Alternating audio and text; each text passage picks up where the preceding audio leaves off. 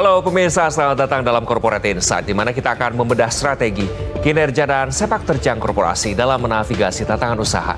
Bersama saya Iqbal Switamiharja, inilah Corporate Insight selengkapnya. Investor Daily, inspirasi investasi, bersatu menginspirasi.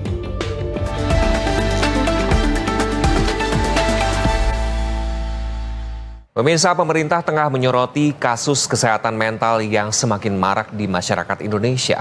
Menteri Kesehatan Budi Gunadi Sadikin menyatakan data pada 2023 mencatat 1 dari 10 rakyat Indonesia punya masalah kesehatan mental atau kesehatan jiwa. Dikatakan Budi Gunadi berdasarkan data survei rumah tangga berskala nasional yang dilakukan oleh Indonesia National Adolescent Mental Health Survey atau INAHMHS tahun 2022 menunjukkan 1 dari 3 remaja atau 34,9% atau setara dengan 15,5 juta remaja Indonesia memiliki masalah kesehatan mental dalam 12 bulan terakhir.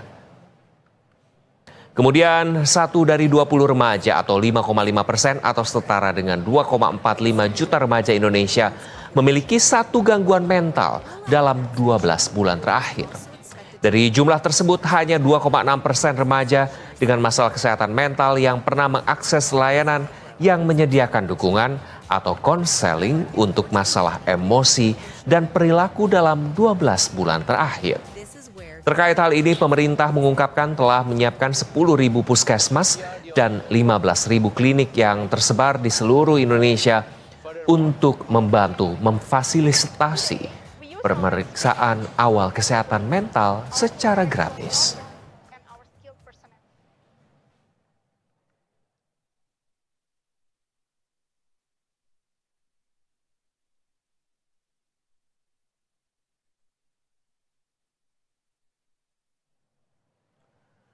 Sementara itu, pemirsa, sebelum program pemerintah pusat terkait penyiapan 10.000 puskesmas dan 15.000 klinik yang tersebar di seluruh Indonesia berjalan, di kota Jakarta sudah ada 26 puskesmas dari total 44 puskesmas kecamatan yang memiliki layanan psikolog. Kepala Dinas Kesehatan DKI Jakarta Ani Puspitawati mengatakan pihaknya tengah berproses untuk menyediakan layanan konsultasi psikolog di seluruh puskesmas kecamatan di DKI Jakarta. Meskipun saat ini telah ada 26 puskesmas kecamatan di DKI Jakarta yang telah melayani konsultasi psikologi, Puskesmas Menteng menjadi salah satu contoh yang telah memberikan layanan konsultasi psikolog sejak Juli 2019. Layanan psikolog ini dikatakan Ani dapat diakses oleh masyarakat dengan menggunakan BPJS ataupun secara umum. Layanan konsultasi juga membuka pendaftaran secara online maupun offline. Nantinya, Ani Puspitawati mengatakan setiap pasien akan diberikan jadwal pertemuan untuk sesi konseling dan setiap pasien juga diarahkan mendaftar sesuai vaskes atau domisili.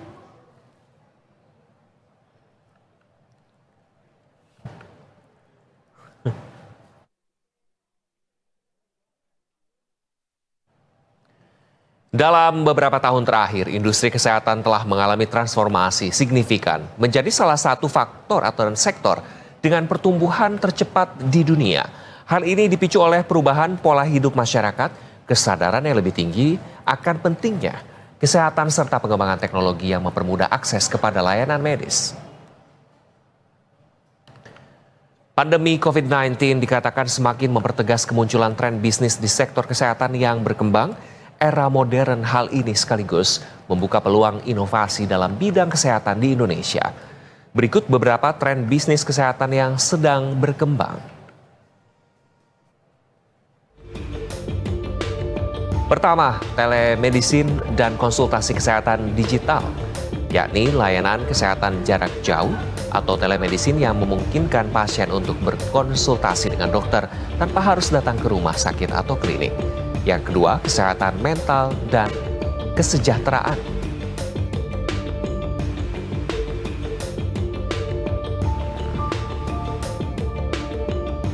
Ketiga, Health and Wellness Hub, yakni konsep wellness center atau health hub yang menggabungkan berbagai layanan kesehatan seperti spa, kebugaran, nutrisi, dan perawatan tubuh. Keempat, aplikasi kesehatan, yakni aplikasi mobile yang membantu pengguna memantau kebugaran, pola makan, dan status kesehatan. Kelima, produk kesehatan berkelanjutan, yakni produk-produk kesehatan berkelanjutan seperti makanan organik, suplemen alami, dan alat kesehatan.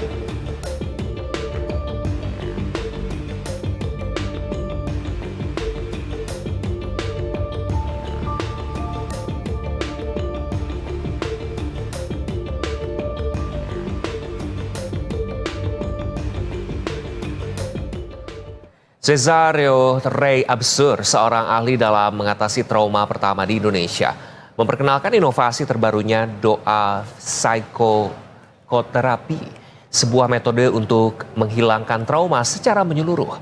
Diakui sebagai tonggak baru dalam dunia psikolog Indonesia. Inovasi dalam fisiopsikoterapi sekaligus menjadi pembuktian Indonesia bisa menghasilkan solusi inovatif untuk masalah kesehatan mental global. Doa fisiopsikoterapi menjadi metode inovatif yang dikembangkan Cesario Rey Absur menjadi terobosan dalam dunia psikologi Indonesia. Berdasarkan bukti empiris, doa terbukti efektif menghilangkan trauma secara menyeluruh dan konsisten.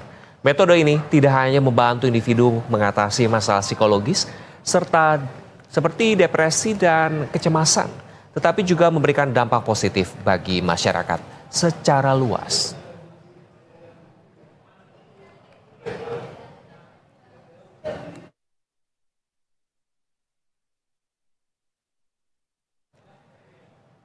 Pemirsa, jangan kemana-mana, usai jeda kita akan ulas kinerja dan strategi perusahaan Divine Oracular Assistance atau DOA.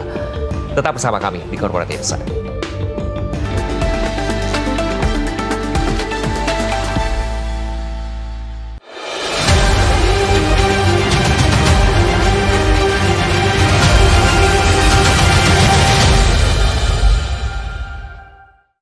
Berita 1 menghadirkan program-program yang menginspirasi, mulai dari informasi dalam negeri, meliputi peristiwa sosial masyarakat, ekonomi, politik, dan informasi luar negeri yang selalu update. Informasi lainnya juga menjadi warna dan inspirasi untuk keseharian Anda. Berita 1 bersatu menginspirasi. Selamat datang kembali di Investor Daily Roundtable, acara yang digelar untuk membahas dan menjaring berbagai ide-ide brilian demi kepentingan bangsa dan negara. Saksikan Investor Daily Roundtable. Berita 1 bersatu menginspirasi. Berbincang-bincang seputar dunia kreatif. Narasumber didatangkan dari Indonesia maupun mancanegara.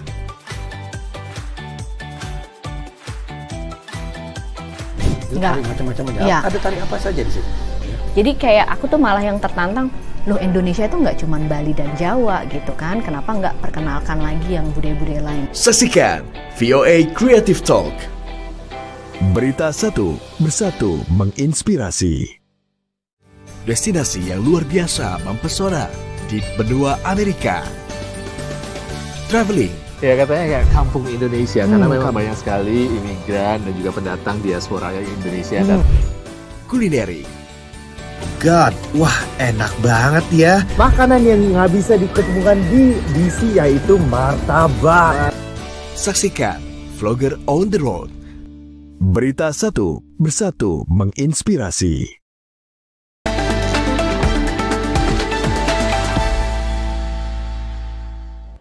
Pemirsa, dalam beberapa tahun terakhir, kesehatan mental menjadi topik yang semakin banyak dibicarakan di Indonesia. Seiring dengan meningkatnya kesadaran akan pentingnya kesehatan mental, muncul sejumlah bisnis jasa konsultan mental yang turut berperan aktif dalam menyebarkan informasi dan memberikan dukungan kepada masyarakat. Terkait hal ini, pemerintah juga berencana untuk menyiapkan 10.000 puskesmas dan 15.000 klinik yang tersebar di seluruh Indonesia untuk membantu memfasilitasi pemeriksaan awal kesehatan mental secara gratis. Lantas strategi bisnis seperti apa yang dihadirkan oleh pelaku jasa konsultan kesehatan mental untuk turut membantu memfasilitasi masyarakat Indonesia terkait kesehatan mental ini? Saat ini telah hadir bersama kita di studio PIK 2 Bapak Cesario Ray Absur, founder PT Divine Oracular Assistance atau DOA. Terima kasih Mas Rio sudah hadir. Saya panggil Mas aja karena masih muda dan vibes-nya positif sekali. Apa kabar? Kabar baik, sehat semua. Terima kasih sudah hadir. Ngomong-ngomong masalah mental, tadi di awal pembukaan segmen menjelaskan sedikit sebetulnya tren jasa konsultasi kesehatan mental saat ini kan sudah mulai berkembang sejak COVID malah. Orang tuh mungkin stres, lebih sadar akan stres ternyata karena dikurung di rumah ya. Betul. Nah, namun sebelumnya mohon dielaborasi kepada pemirsa Berita Satu, sebetulnya core bisnis dari DOA ini seperti apa? Kalau DOA sih Pak Iqbal ya, lebih ke arah memang fokusnya itu pengen banget untuk bikin dunia lebih bahagia. Kalau saya ngelihat belakangan ini kayak kita tuh kehilangan kebahagiaan, makanya banyak orang yang kanan kiri mungkin senggol bacok gitu ya. Iya, jadi kayak ini jadi concern saya banget karena saya salah satu katalisnya adalah waktu di 98 itu ketika ada kerusuhan Mei itu sampai keluarga kami mengalami kebangkrutan dan itu kesulitannya sangat luar biasa sampai saya dulu juga sempat putus kuliah juga gitu. Jadi menurut saya itu sesuatu yang saya pengen orang lebih bahagia karena menurut saya kalau orang bahagia itu seharusnya mereka tidak saling menyakiti sesamanya. Karena nggak pernah ya kalau kita wawancara, kamu kenapa nyakitin orang? Gara-gara saya bahagia gitu. Nah, jadi selalu karena mereka mungkin ketidakbahagiaan itu menjadi akar dari semua permasalahan yang akhirnya jadi gampang meledak.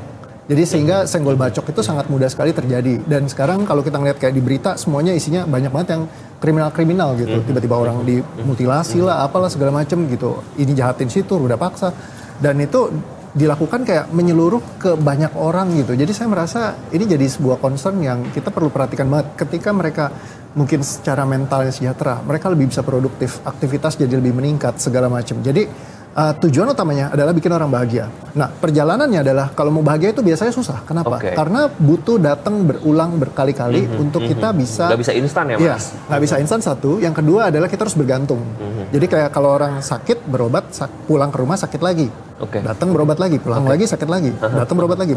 Dan itu so on bisa sampai bertahun-tahun. Karena saya sendiri punya sakit mental waktu dulu 14 tahun.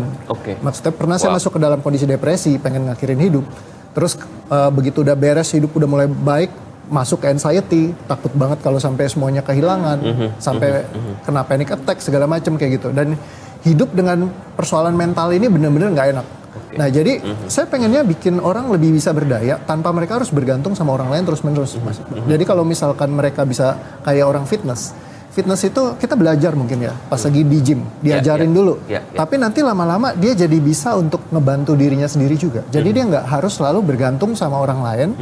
Yang kalau semuanya mau harus bergantung, pertanyaan saya seberapa banyak fasilitator yang bisa disediakan sama negara? Itu sulit. Jadi kita perlu bikin mereka punya ibaratnya kayak super powernya mereka sendiri supaya mereka bisa ngebantu dirinya sendiri minimal ngeberesin persoalan-persoalan mungkin nggak yang sampai berat baru datang ke fasilitator. Tapi yang ringan-ringan mungkin kalau tingkat stres yang begini segala macam itu bisa mereka lakukan sendiri di rumah. Nah itu yang saya harap. Membantu membangun fondasinya dulu. Tapi memang mental health ini kan banyak sekali pemicunya. Bergeser mundur sedikit terkait mental health di Indonesia ini. Berdasarkan data yang tadi yang sudah saya ulas di segmen sebelumnya bahwa terus meningkat. Bahkan 1 dari 10 remaja pasti memiliki isu mental health. Apa sih sebetulnya mental health yang kadang untuk generasi sebelumnya ini dianggap remeh. Dan dibilang Gen Z banyak sekali mental health-nya dan dibilang cengeng. Boleh dielaborasi Mas Rio? Sebenarnya kalau menurut saya karena justru spot on Pak. Jadi semakin seseorang dia menyadari tentang sesuatu. Jadi karena edukasi kita kan semakin bagus ditingkatkan. Orang jadi lebih aware. Tapi di balik sebuah awareness juga kita jadi tahu. Kadang-kadang ignorant is a bliss. Di saat kita nggak tahu bahwa itu adalah persoalan mental, malah kita jadi anggap itu sesuatu hal yang biasa. Tetapi begitu kita tahu sesuatu, kalau saya dimarahin, artinya orang tua saya toksik. Akhirnya anak nge-label orang tuanya toksik. Bos saya toksik nih, nggak bener karena bos saya begini. Jadi ciri-ciri bos toksik begini, ciri-ciri orang toksik. Akhirnya labeling, sehingga jadi mereka selalu merasa saya korban nih karena orang tua saya toksik, bos saya toksik. Jadi akhirnya jadi beban. Kalau zaman dulu kan orang tua galak, artinya apa? Orang tua lu baik. Karena dia lagi peduli sama kita, dia lagi mendidik kita untuk menjadi pribadi yang lebih baik lagi gitu. Tapi di satu sisi di masa sekarang justru kayak dianggap seperti penjahat gitu. Kalau kita misalkan galak sedikit, makanya di zaman sekarang tuh makin banyak semakin spot on seperti ini. Saya pernah datang ke salah satu seminar tentang demensia. Begitu dikasih tahu demensia itu begini, gejala demensia yang begini-begini, begitu saya lupa sedikit, saya langsung, aduh, jangan-jangan saya demensia. Oke. Ya kan? Overanalyze. Iya, jadi semuanya dianalisa, akhirnya jadi karena kita tahu nih, makin kita tahu makin jadi aware sekali. Nah saat aware jadi kayak teori mobil merah, semua mobil merah jadi kelihatan. Nah jadi justru kalau misalkan dia nggak tahu, kadang-kadang malah jadi santai-santai aja. Nah, cuman juga jangan sampai nggak tahu banget ya. Cuman semakin kayak belajarin, kayak contohnya kalau orang anxiety, semakin dia bacain, makin masuk ke dalam situ, makin ngerti anxiety itu bisa begini, makin ketakutan. Makin stresnya tinggi, akhirnya bisa asam lambung, GERD, fisiosomatik. Yang tadinya, iya, jadi begitu dia stres, hormonnya kortisol asam itu memicu asam lambung. Makin asam lambung, makin pengen sembuh, karena tahu, wah nanti bisa begini, bisa begini. Semakin pengen sembuh, sebetulnya makin sakit. Semakin dia ketakutan, semakin hormon kortisol produksi lagi, semakin asam lagi lambungnya. Jadi akhirnya kayak lingkaran setan. Nah jadi semakin tahu, justru bikin kita kadang-kadang semakin bermasalah juga. Hal ini sedikit terdengar klise di mana lebih baik nggak tahu, kadang kita oke aja. Mungkin ini saya tidak menyalahkan analisa atau apapun yang terjadi di dunia medis ya Mas. Tapi sebetulnya akhirnya memutuskan berkecimpung dalam bisnis jasa layanan konsultan kesehatan ini tentu berdasarkan pengalaman pribadi. Tapi melihat juga di sekitar, pasti menjadi melihat itu peluang bisnis juga begitu ya. Tapi di sisi lain kan tujuan utamanya adalah menolong membuat orang bahagia dulu tanpa tergantung begitu. Seperti apa journey untuk menemukan bahwa this is the business that I want to be in? Kalau buat saya pribadi sih ini sebagai awalnya memang passion project ya Pak. Jadi dari pertama kali masuk memang nggak melihat ini sebagai sebuah bisnis. Jadi saya tidak memperlakukan ini sebagai bisnis. Jadi kalau dibilang kayak misalnya kayak pricing, saya bisa ngasih ya yang mana aja deh, asal lu mau bayar ya udah yang penting masuk. Iya dulu pertama kali saya masuk adalah kamu bayar berapa aja terserah. Jadi jasa saya adalah selama sepanjang 1 tahun itu di 2020 kamu bayar berapapun saya terima. Kayak gitu, jadi terserah. Jadi 1 tahun tuh saya bisa pegang sehari 5 klien gitu. 5 klien itu benar-benar mereka bayar ada yang 10.000, 50.000, 100.000 ya berapa aja terserah. Kayak gitu. Yang penting bisa. Terus saya nge-live terus setiap hari, konsisten. Jadi kayak setiap hari saya bantu orang buat nge-healing diri mereka sendiri gitu ya. Selama 1 tahun. Jadi ada tracknya tuh 365 video yang bisa dipakai buat mereka healing gitu. Jadi ibaratnya memang tujuan utamanya ya pengen banget untuk mereka bisa beres gitu. Nah along the way ternyata ya makin dipercaya, makin banyak orang yang trust dengan sistem ini, ya sudah ya kayak jalan gitu aja sih Mas kalau saya pribadi. Karena betul ya kalau kata orang dulu kalau niat baik pasti ada jalannya ya Mas. Mas Rio, sejak kehadirannya bagaimana sebetulnya penerimaan masyarakat Indonesia terhadap apa yang ditawarkan oleh Doa? Karena seperti Anda tahu, Anda datang untuk kayak menolong, memberikan healing journey, 365 video secara cuma-cuma dalam tanda kutip begitu ya. Bagaimana responnya sekarang setelah itu berdiri dan berjalan bergulir 2025 sudah dijelang? Kalau dari saya lihat tracknya sih trennya sudah sangat baik ya, karena dulu awalnya sangat sulit untuk sebuah sistem yang baru diperkenalkan terus orang kayak open gitu, karena konsepnya DAW itu memang bukan untuk berhidup bersama berdampingan dengan emosi, tapi bagaimana menghilangkan. Nah jadi itu yang sesuatu yang konsep yang berbeda, karena biasanya kita berdamai, hidup ikhlas, menerima. Tapi ini enggak, gimana caranya beban emosi ini kalau bisa hilang, karena fokus saya nggak mau terus-terusan ada, saya pengennya dia hilang. Nah ketika saya memperkenalkan ini susah. Karena selama ini semuanya orang itu berdamai. Jadi kalau ada beban emosi masuk, kita hidup berdampingan. Jadi dibawa terus. Betul. Jadi bukannya dihilangkan. Dan saya cari literasinya, memang nggak ada. Kalau misalkan cari jurnal ilmiahnya, cari tentang semua pendekatan yang lain gitu semacamnya, mereka akan berbicara how to cope. Hidup bersama dengan ini. Emosi. Jadi kayak coping mechanism, semua bicaranya tentang hidup berdamai. Nah, stage terakhir adalah namanya stage of acceptance. Jadi penerimaan ikhlas berdamai. Tapi bagaimana menghilangkan itu jadi sesuatu hal yang sangat sulit sekali untuk diedukasi kepada orang. Karena ini sesuatu yang nggak ada nih. Karena dicari literasinya pun semua nggak ada. Kalau tanya ChatGPT pun nggak ada tentang hilang. Jadi konsepnya adalah bagaimana menghilangkan. Nah ini sesuatu yang susah. Jadi saya perlu untuk edukasi banyak banget untuk supaya orang bisa memahami bahwa menghilangkan ini bisa. Dan di 2024 itu saya senang karena bisa diukurnya dari referralnya kita tuh sangat banyak. Jadi kalau di OA itu it's all about referral. Jadi teman-teman itu yang udah pernah nyobain, mereka Pasti senang, mereka pass it on. Jadi mereka yang kasih referral. Dan menurut saya kalau dalam bicara tentang corporate dan bisnis segala macam, saat mereka jadi advokatnya kita, ya kan, yang ngasih cerita tentang kita, itu menurut saya udah paling the best banget.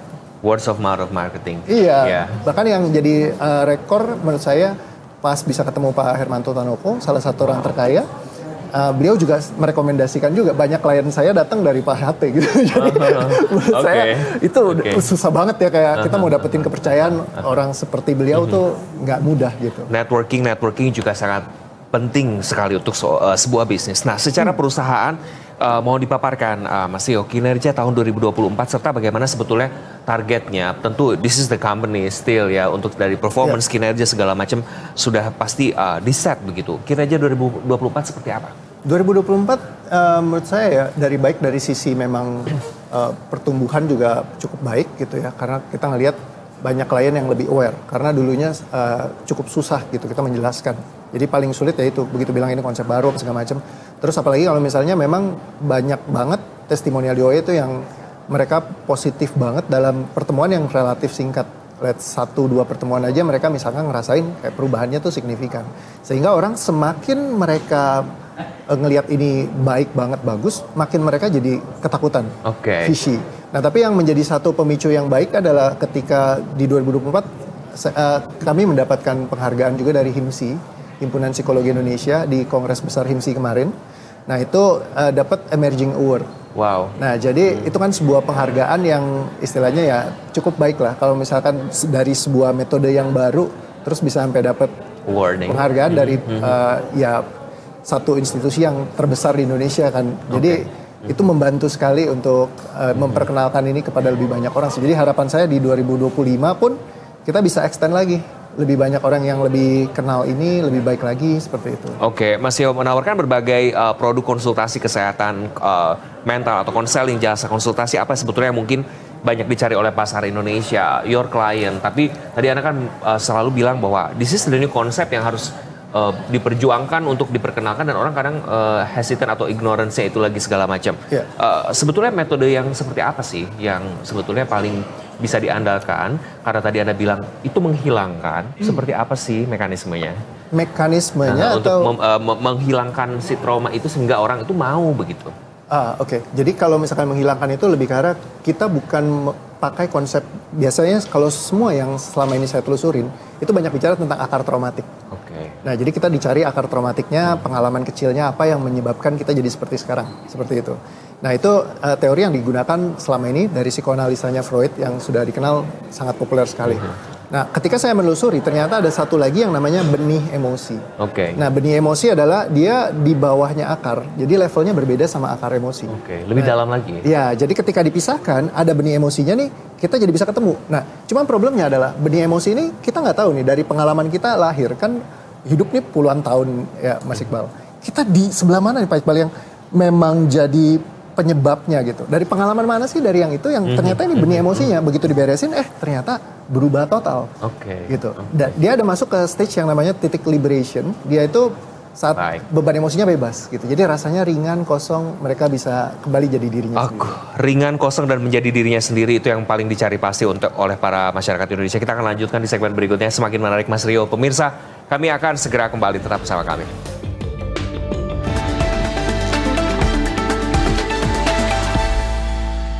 Terima kasih Anda masih bersama kami di Berita Satu Utama. Dan bersama untuk mengetahui perkembangan kasus ini, kita akan menanyakan langsung kepada Kasat Reskrim Polres Samosir. Pemanggilan ini pemirsa untuk menggali keterangan dari keduanya dalam kasus dugaan suap penetapan anggota DPR periode 2019-2024. Presiden Prabowo Subianto menerima audiensi Ketua Umum Pimpinan Pusat Muslimat Nahdlatul Ulama di program Berita Satu Utama. Di Berita Satu, bersatu menginspirasi.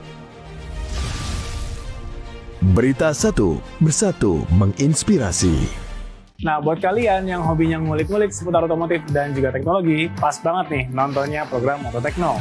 Nexo generasi kedua dihadirkan dengan konsep full cell electric vehicle atau kendaraan listrik yang menggunakan bahan bakar hidrogen yang dikonversi menjadi listrik. Kita akan memberikan informasi seputar otomotif dan teknologi yang pastinya lagi ngetren dan inovatif. So, saya tunggu si program Auto Tekno, instalasi otomotif dan teknologi terkini. Let's go!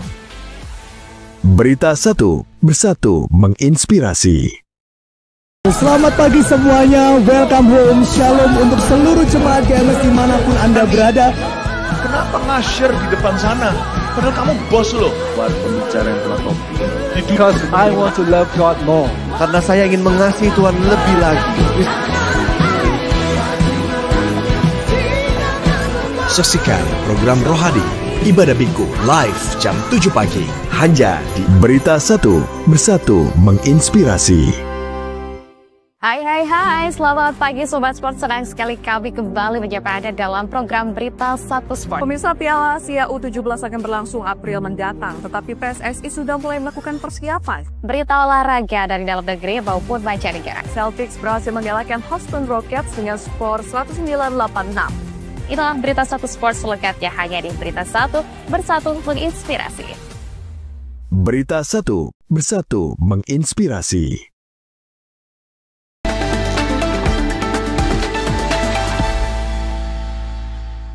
Terima kasih Anda masih bersama saya Iqbal Switami Harja dan saya juga masih bersama Pak Cesario Ray Absur, founder PT Divine Auricular Assistance atau DOA. Kita lanjutkan Mas Rio bahwa memang tadi kita berbincang bahwa akar emosi ternyata ada lagi benih emosi yang memang ternyata beda, bukan trauma-trauma, ternyata beda yang harus disembuhkan atau dihilangkan itu seperti apa. Nah, menyambung ke bisnis jasa konsultasi kesehatan terkait dengan mental dan psikologi. Seseorang ini kan mulai banyak merebak, lulusan psikolog di mana-mana, pembuat konten psikologi di mana-mana. Nah, namun apa keunikan dari DOA sendiri yang menjadikannya berbeda dengan bisnis sejenis? Tentu karena memang tadi mendapatkan awarding, konsep yang belum ada mungkin, tapi boleh dijelaskan.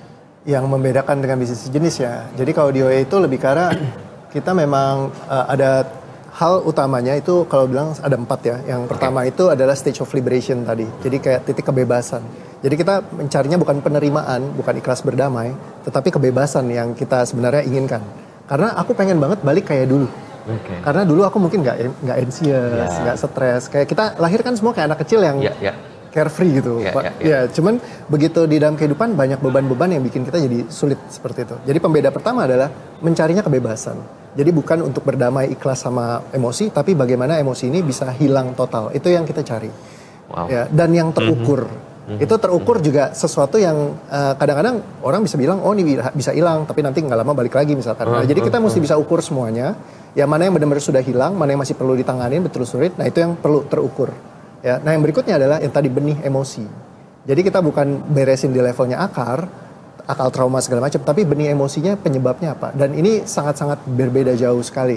Nah jadi itu yang menjadi pembeda utamanya. Dan satu lagi, saya pun kalau misalkan kayak mereka nggak happy dengan pelayanan saya, dalam saya 30 menit pertama akan menjelaskan dulu konsepnya segala macam, 30 menit berikutnya saya akan bantu tanganin. Dalam 1 jam itu kalau mereka nggak happy, mereka bisa kapan aja langsung bilang, oke, aku mau berhentiin sesinya, aku akan pulangin uangnya, no question asked. Jadi kalau misalkan mereka nggak happy dengan layanan yang aku berikan, ya sudah. So ada guarantee lah ya. Tapi pasti nggak pernah ada yang kayak gitu dong. Ada juga. Ada juga.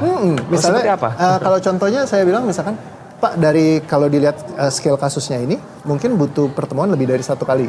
Kira-kira Bapak siap nggak? Kalau misalkan belum siap buat lebih dari 1 kali ketemu, ya mungkin resikonya jadi nanti kalau cuma 1 kali doang mungkin nggak bisa maksimal gitu. Nah terus ada yang bilang, oh ya sudah kalau gitu mungkin saya nggak lanjutin dulu deh. Ya sudah gitu. Jadi memang ada yang mereka memang menggunakan fitur ini. Istilahnya bukan hanya gimmick doang gitu, tapi memang kadang-kadang ketemu case-case tertentu, misalkan kayak orangnya benar-benar nggak bisa ngerasakan. Misalnya contoh ya, ketika ditanyain, Pak ngerasainnya apa? Saya nggak tahu. Ya, jadi kayak kalau misalkan kita kan memang buat ngebantu membebaskan beban mentalnya mereka. Jadi kalau misalkan mereka sedih berkepanjangan, kedukaan yang masif, misalkan bucin, cinta sama orang sampai nggak bisa lepas gitu.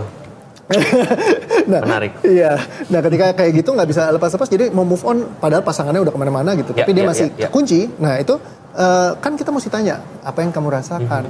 Misalnya kalau ditanya, saya nggak merasakan apa-apa.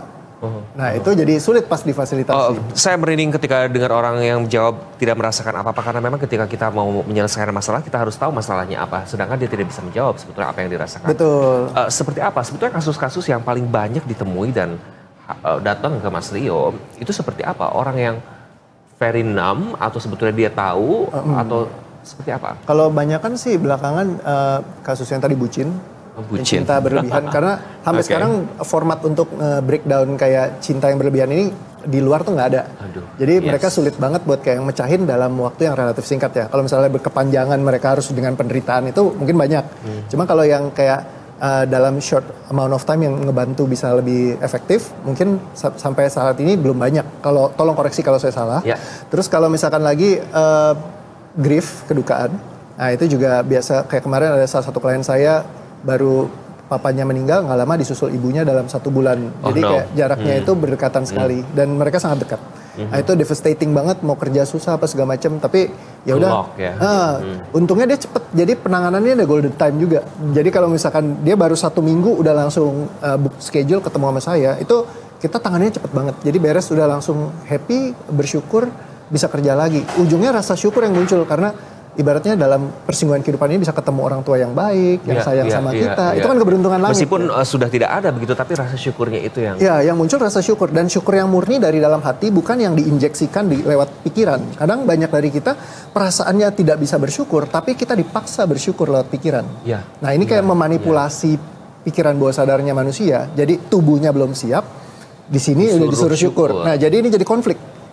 Ini menarik Mas Rio, sorry saya potong, bahwa ketika ada orang yang curhat dengan permasalahan yang pelik, kadang dinasihatinnya adalah banyakin bersyukur deh. Ya, itu berarti yang terjadi konflik di situ. Bahwa orang belum siap untuk bersyukur, disuruh bersyukur. Ya, disuruh bersyukur. Jadi akhirnya konflik dan dia kadang-kadang jadi mempertanyakan dirinya jadi kayak salah kok.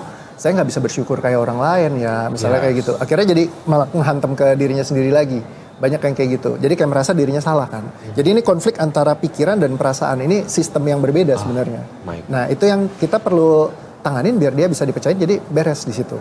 Ngomong tadi pertanyaannya lagi di mana? Jadi bagaimana sebetulnya dengan si tidak disuruh bersyukur ini ternyata intinya adalah sebetulnya edukasi di masyarakat bahwa don't push untuk bersyukur ketika sama orang yang sedang mengalami mental health issue dong. Sebenarnya sih boleh diajak untuk bersyukur, tetapi kalau misalkan mereka tidak bisa bersyukur, itu sebenarnya mungkin perlu penanganan lain Mas Iqbal. Jadi ibarat kayak ada stratanya kalau misalkan orang ngalamin sakit mental itu mirip kayak sakit biasa. Ibaratnya kalau misalnya orang jatuh dari motor, saya pernah jatuh dari motor. Waktu jatuh dari motor itu di rel kereta, gara-gara pas mau nginjak tuh nggak napak, jadi ketimpa motornya. Tapi tangannya, kakinya berdarah-darah. Ya udah cuman dikasih obat aja sembuh. Gitu, berdoa selesai gitu. Tapi kalau misalkan teman saya yang lain dia jatuh patah tulang. Nah, patah tulang kaki ya waktu itu di gips terus duduk di kursi roda selama berbulan-bulan belajar jalan lagi. Itu penanganan harus benar-benar ya ditangani ke dokter.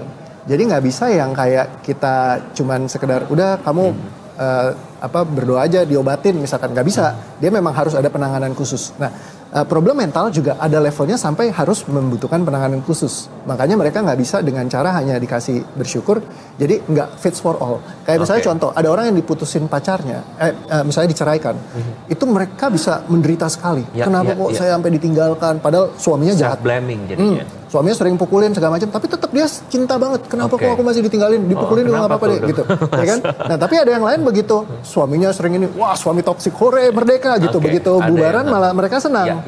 Nah terus mereka misalnya bilang, udah lu harusnya kayak gua bersyukur, nggak bisa. Nggak bisa. Karena struktur pengalaman kita dibentuk dari selama hidup kita ini beda-beda kan. Nah jadi itu Pak Iqbal yang bikin mereka jadi sulit untuk mungkin ya move on, nggak bisa langsung. Dia harus dibantu, diberesin dulu, dipecahin. Makanya kalau kliennya datang yang tadi ditanyain yang masuk yang mana, ya beda-beda kasusnya. Setiap penanganan juga harus dengan cara yang lain-lain juga. Satu lagi yang sering masuk itu asam lambung fisiosomatik.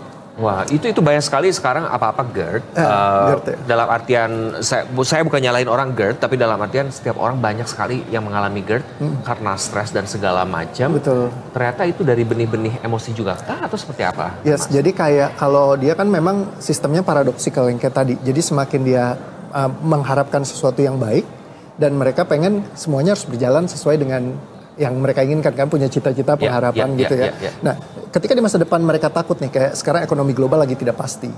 Banyak business person yang mereka harus bertanggung jawab terhadap banyak karyawannya, mereka ya kan pusing banget tuh gimana kalau misalkan sampai ke depan nih banyak guncangan, tiba-tiba ada serbuan artificial intelligence misalkan, terus kayak Amerika memberikan tarif ya. Jadi itu kan tekanan yang sangat-sangat masif di dalam sistem. Terus bagaimana nih ke depannya keluarga saya, bagaimana keluarga mereka semua. Jadi tanggung jawab yang begitu besar harus dipikul sama satu orang.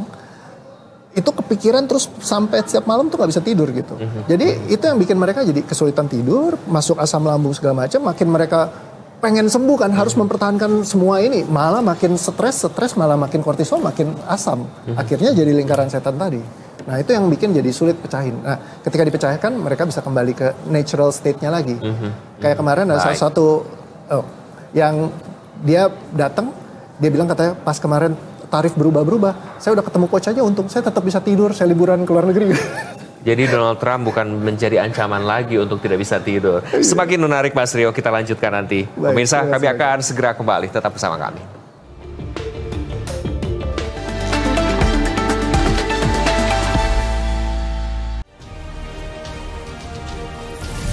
Rangkaian informasi terkini yang terjadi sepanjang hari, tim pemadam kebakaran berhasil mengevakuasi satu jenazah korban kebakaran gelodok Plaza yang terjebak di dalam gedung.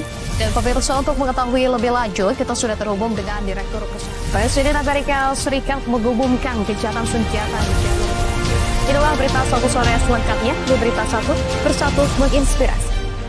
Berita 1 Bersatu Menginspirasi. Sejak Januari hingga Agustus 2024 tercatat 849 kasus bunuh diri yang ditangani oleh Kepolisian Republik Indonesia. Pinjaman daring tidak hanya menyisakan duka dan nestapa, namun juga derita berkepanjangan bagi sebuah keluarga. Bersama saya, Agung Hardiansyah, inilah Expose selengkapnya. Berita 1 Bersatu Menginspirasi. Wisata alam, wisata kuliner, sampai dengan sejarah. Seperti tempat yang akan kita kunjungi kali ini. Banyak juga jalanan yang licin dan kita harus sempat tarik tali lagi. Akhirnya makanannya sudah tersedia di sini. Curug Bidadari, ini Indonesia! Jadi saksikan terus, ini Indonesia. Let's go tadi!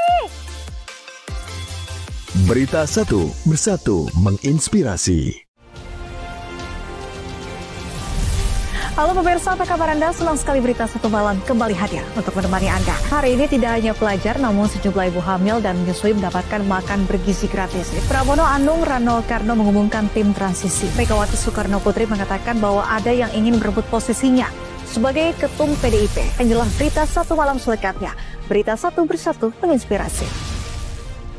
Berita 1 Bersatu Menginspirasi.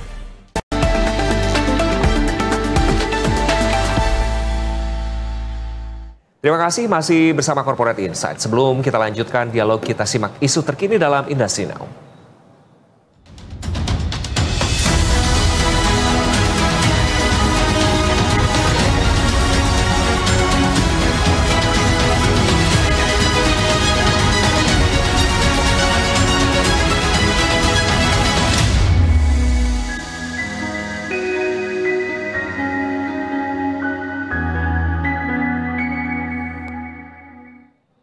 Pemirsa, program makan bergizi gratis atau AMBG untuk sekolah khusus di Kabupaten Tangerang, Banten resmi diluncurkan hari Senin 28 April 2025. Puluhan siswa disabilitas antusias menyambut program ini.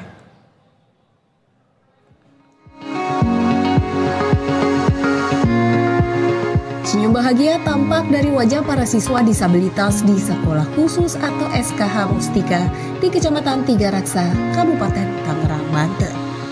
Pasalnya, sebanyak 78 siswa disabilitas mendapat dan menyantap makanan bergizi berupa nasi, ayam, dan sayur mayur. Buah-buahan dan satu kotak susu kemasan juga diberikan untuk meningkatkan nilai gizi mereka. Menurut Jaksa Agung Muda Bidang Intelijen Kejaksaan Agung Reda Mutafani, kegiatan ini menjadi wilayah percontohan dalam peluncuran makan bergizi gratis bagi siswa disabilitas. Kami ini dengan Grab, OVO, dengan yayasan, ya kan, yayasan inklusi Provinsi Pemerintah Bangsa itu dibantu oleh Pemda Kabupaten, sebelumnya juga kota Tangsel, kota Tangerang, itu memang khusus atau fokus ke sekolah SKH ini, baik yang di Tangsel, Angkot maupun di kabupaten. Kemudian kabupaten di sini ada, ya kita support lah program OVO ini untuk program OVO makan gizi gratis. Diketahui program makan bergizi gratis telah digelar sesuai pedoman di Kota Tangerang, Tangerang Selatan, dan Kabupaten Tangerang. Namun komposisi menu makanan kepada siswa disabilitas harus disesuaikan dengan kebutuhan mereka seperti takaran garam dan gula. Jadi sudah sesuai kan, jadi nggak boleh sembarangan ngasih memang, karena di sana ada 7 orang, 7 ini makanannya ini nggak boleh banyak garam misalnya, 7 orang ini nggak boleh banyak gula. Nah itu yang penting. Jadi keunikannya di sini, tingkat tantangan, saya bilang bukan kesulitan, tantangannya di sini. Sehingga ini pihak-pihak yang terkait di sini gimana caranya membuat tantangan itu menjadi sesuatu yang menarik untuk dijalani. Jadi kita nggak perlu takut dan bermanfaat, ya kan? Bahkan nanti untuk monitoring atau pengawasannya itu udah adakan suatu waktu nanti didatangin tuh di dapurnya, ya kan tuh ya? Kan kita Agar makanan yang diberikan memenuhi syarat, Dinas Kesehatan Tangerang Raya akan turut mengawasi dan memberikan arahan kepada pengelola dapur, sehingga makanan yang diberikan kepada siswa disabilitas lebih aman dan memenuhi syarat dari Badan Gizi Nasional. Wawan Kurniawan, Berita 1, Kabupaten Tangerang, Banten. Banyak banget, Om.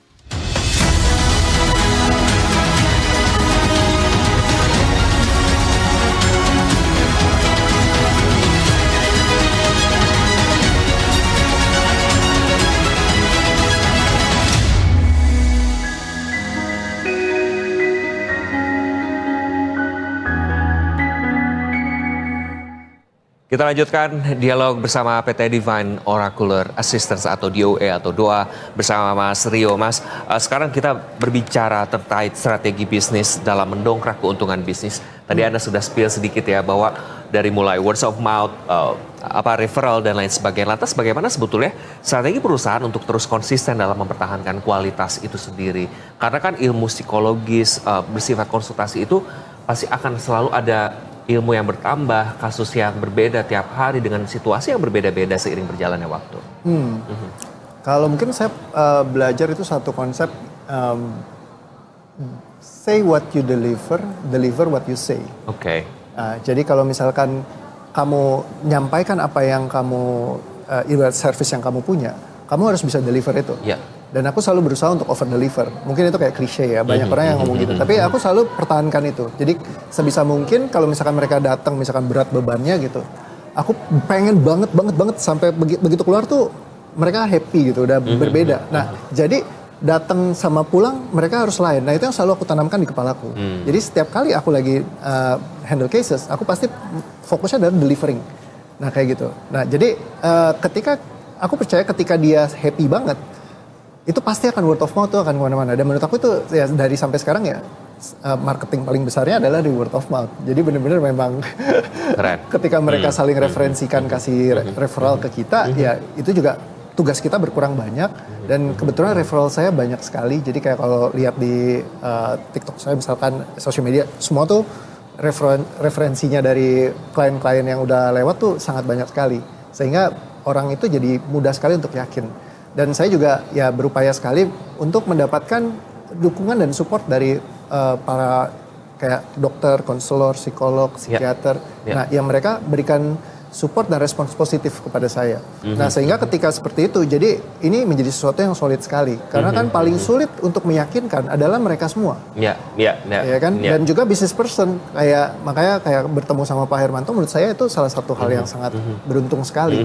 Karena dari beliau saja, ya memang jadi lebih mudah untuk saya menjelaskan bahwa ini adalah sebuah hal yang bagus gitu. Nah, jadi mungkin kalau tadi Pak Iqbal sempat bicara networking segala macam, menurut saya itu juga salah satu hal yang krusial kalau untuk supaya bisa mendapatkan referral yang lebih baik gitu. Baik, Mas Tio kan teknologi digital sekarang semakin berkembang. Bagaimana perusahaan untuk bisa memanfaatkan digital teknologi dalam pengembangan usahanya. Tentu selain memang sosial media juga yang sudah Anda galakan dan gadang-gadang juga. Ya.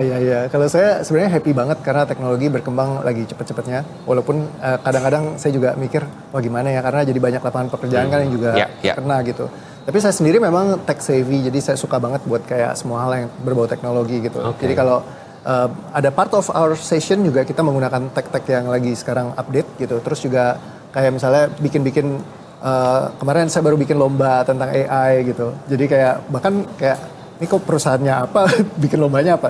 Tapi saya bikin video klip tentang AI gitu, tentang kebahagiaan. Dan banyak banget yang ikut dan videonya bagus-bagus sekali gitu. Terus saya juga bikin kayak lagu, saya bikin kayak slide-slide-nya kita animasinya pakai AI. Bahkan customer support kita juga pakai AI. Jadi banyak banget saya mengandalkan teknologi sih, karena kalau itu membantu untuk meringankan, memudahkan, bisa efisiensinya baik juga, dan tetap mendeliver semua yang kita mau kasih dengan lebih baik kan, ya itu adalah sesuatu yang bagus ya Pak. Sama untuk generasi sekarang ada bahasanya relate ya, kalau dengan teknologi kita bisa berkolaborasi itu bisa relate. Nah kebanyakan klien lebih ke individu, kelompok atau seperti apa, atau memang fokusnya per individu saja atau kelompok boleh? Kalau biasa saya suka ngadain kelas buat belajar. Jadi bagaimana kayak belajar, saya namanya healing di sini kelasnya. Jadi kalau mau healing itu gimana sih caranya gitu buat belajar. Jadi mereka banyak yang datang, mereka buat sekalian di-healingin, sekalian juga belajar healing sendiri kayak gitu. Nah itu bisa bareng-bareng. Nah tapi yang mungkin salah satu yang paling banyak juga adalah ketika mereka one-on-one facilitation. Nah karena bisa lebih personal ya, jadi lebih mereka juga banyak yang suka gitu.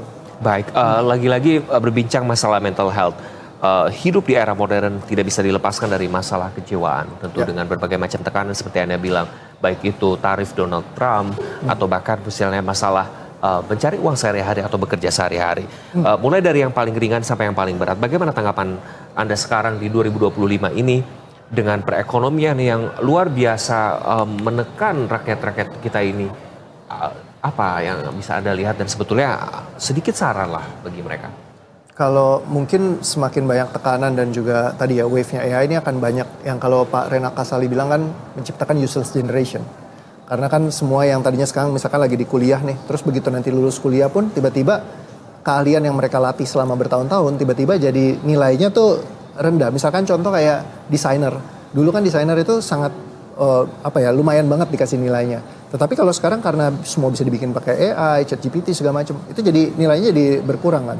Nah di situ yang memang memfasilitasi transisi seperti ini menjadi sebuah hal yang penting, karena di antara mereka kan pasti banyak yang tertekan, stres, banyak banget teman-teman dari industri kan yang terdampak gitu kan. Jadi akhirnya mereka ya sangat membutuhkan untuk bisa dibantu gitu. Nah dan menurut saya kalaupun mereka kita harus bantunya yang berulang-ulang, dari pengalaman sih sulit, karena mereka nggak punya waktu juga. Mereka harus mikirin keluarga, mikirin kehidupan mereka. Jadi memfasilitasi mereka untuk belajar bagaimana cara untuk bisa ngebantu diri mereka sendiri. Menurutku itu salah satu yang penting yang kita mesti bisa deliver sebenarnya. Kalau nggak, kita akan kejar-kejaran. Jumlah yang stres akan lebih banyak dibanding jumlah yang bisa memfasilitasi. Ya kan, karena yang memfasilitasi kecil banget. Terus kita harus ngajarinnya tuh setengah mati banget untuk sampai mereka bisa ngefasilitasin orang misalkan. Ya paling cepet ya kita bantu mereka semua untuk bisa punya minimal facilitation tools yang ringan-ringan yang bisa bantu mereka dulu sehari-hari ngebebasin dirinya mereka sendiri.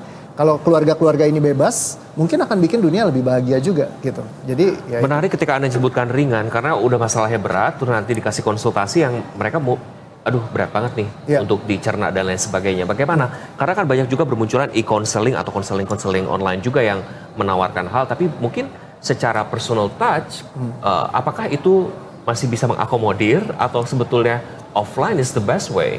Kalau dari saya lihat, kalau selama saya memfasilitasi, dengan online pun bisa sangat efektif. Tergantung sebenarnya seberapa kapabilitas seseorang untuk menangani.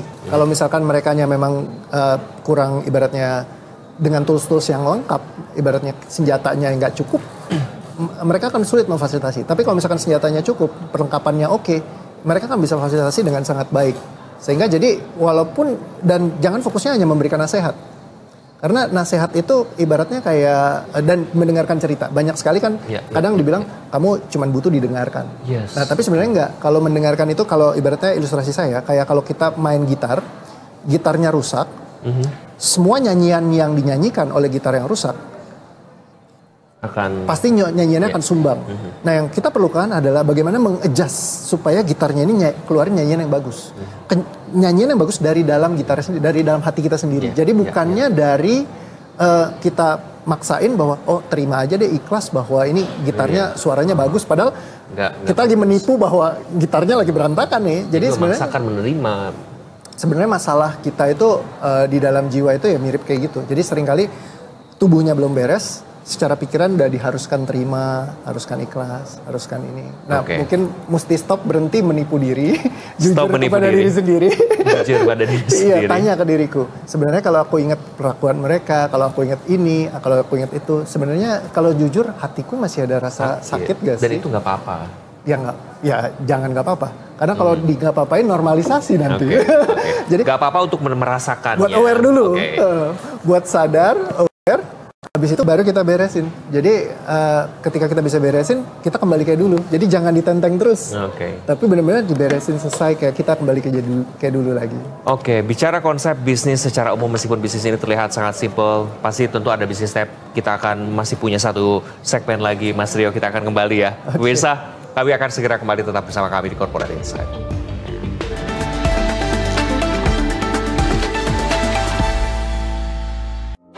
Selamat datang di Ruang Tengah. Wah, kalau dia nanti datang pakai sepatu Converse doang, nggak mau pakai heels gitu ya. Sesederhana itu. Ini cocoknya buat gue. Datang pakai Converse bener. Tuhnya tuh dia dibully gitu, mendapat perlakuan tidak baik. Nanti tuh pas udah besarnya dia bisa membuktikan sebaliknya. Vamos regresamos a Ruang Tengah. Berita 1, bersatu menginspirasi. Halo pemirsa, apa kabar Anda? Siang ini senang sekali kami kembali menyapa Anda dengan berbagai informasi menarik yang telah kami siapkan hanya untuk Anda. Pemirsa, hujan deras disertai dengan angin kencang menyebabkan puluhan rumah rusak dan pohon tumbang di Cilacap, Jawa Tengah. Sejumlah mantan pemain oriental sirkus Indonesia mengadu ke Kementerian HAM terkait dugaan tindakan kekerasan yang mereka alami. Itu teman-teman saya melihat, tapi tidak bisa apa-apa. Inilah berita status yang selengkapnya di Berita 1, bersatu menginspirasi. Hanya di Berita 1, bersatu menginspirasi.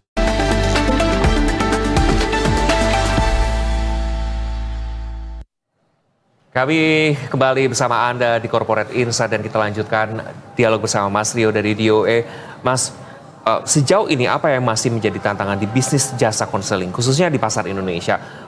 Name it, kita regulasi, operasional, biaya operasional, dan juga mungkin ketimpangan akses layanan. Indonesia is very wide, ya mungkin yang akses ke layanan kesehatan mental kebanyakan tidak bisa dipungkiri hanya kota-kota besar, misalnya kota-kota kecil yang mungkin banyak beban lebih dari kita ini kurang memiliki akses. Bagaimana Anda melihat itu? Ya, itu jadi salah satu challenge juga ya, untuk bisa memang lebih banyak akses, orang bukan cuma sekedar aware, jadi mereka bisa ditangani gitu kan. Itu menjadi salah satu tema besarnya. Dan mungkin salah satu lagi yang paling jadi concern saya adalah edukasinya sih. Karena banyak juga, walaupun sekarang udah pada mulai aware, tapi masih banyak mereka yang menutupi diri tadi. Misalkan kayak ya I'm okay gitu, dan ngejalanin akhirnya mereka masuk high function depression yang tanpa mereka sadari ini jadi kayak silent killer gitu. Jadi diam-diam tapi pelan-pelan kok makin drop. Makanya tingkat misalkan kasus kejahatan meningkat, ataupun kasus kayak bunuh diri juga cukup tinggi. Kayak kemarin di Surabaya kan sempat dalam satu bulan ada beberapa yang mengakhiri hidup gitu. Nah ini menurut saya concern banget gitu. Dan makin banyaknya sosial media memang bikin nggak kayak dulu ya. Kalau dulu mungkin kita nggak terlalu terpapar sama itu. Jadi orang nggak membandingkan. Kalau sekarang orang sering membandingkan. Scroll dikit langsung kayak I'm nobody jadinya. Nah jadi kalau ngeliat si A pergi ke luar negeri, si B pergi ke luar negeri, si C ke luar negeri, sini semua orang kok kayak tiap hari ke luar negeri terus gitu. Padahal si A ini mungkin baru 1 tahun baru pergi ke luar negeri, tapi karena si A, si B, si C, si D semuanya begitu, akhirnya dia komparasi, kayaknya setiap orang tuh pergi-pergi terus, kok saya nggak pernah pergi misalnya. Nah langsung komparasi, hidupku kok nggak baik ya apa segala macam, akhirnya jadi bikin kita jadi nggak bahagia.